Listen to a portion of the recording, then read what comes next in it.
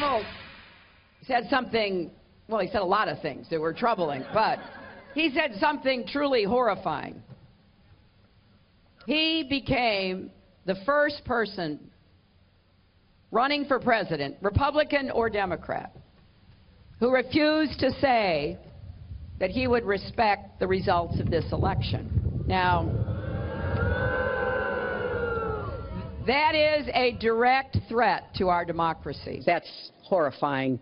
You know, every time Donald thinks things are not going in his direction, he claims whatever it is rigged against him. That is not the way our democracy works. Hillary Clinton, once horrified at the prospect of President-elect Donald Trump daring to question the results of the election, now joining Jill Stein in demanding a recount in Wisconsin. And here to weigh in, Democratic Ohio State Senator Capri Cifaro and Kristen Tate from the LibertarianChick.com. Thank you both for joining us this morning. Absolutely, thank you. So, no longer a threat to democracy, Kristen?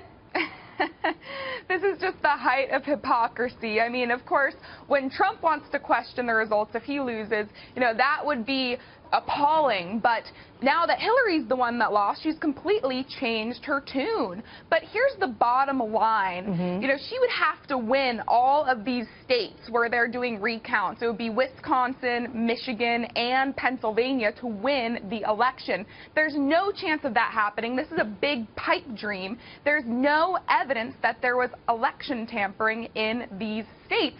And what's most funny about this story is that perhaps the most corrupt person to run for president, who is under federal investigation for pay-to-play politics and who received debate questions ahead of time from CNN, now wants to be in charge of the integrity of the election. I mean, it's hilarious. Yeah, so, Capri, what is going on here? Because Hillary Clinton's campaign itself has come forward and said that they've been looking into it. There's no evidence of any hacking or wrongdoing in that regard, but yet they're joining on to this effort.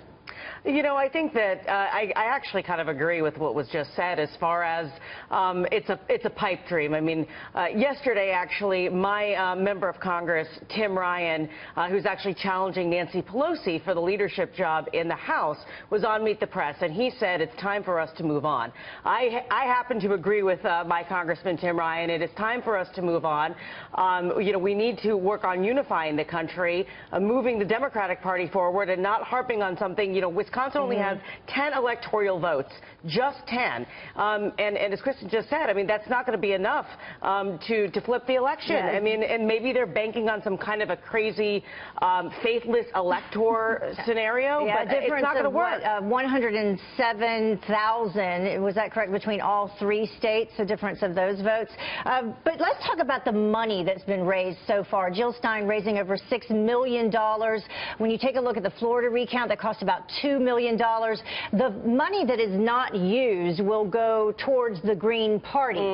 So what's going on here, and who is contributing to that? I mean, $6 million so far when she couldn't raise that amount of money in the general election. It's Hillary people.